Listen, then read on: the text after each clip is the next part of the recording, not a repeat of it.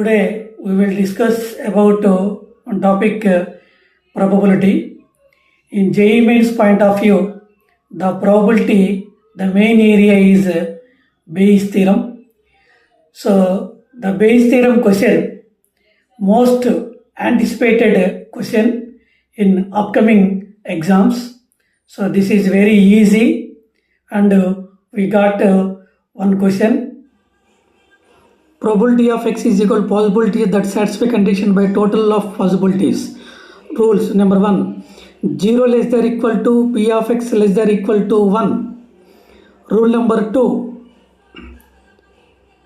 p of a plus p of b plus p of c plus so on is equal to 1. Rule number 3, p of a plus p of a complement is equal to 1.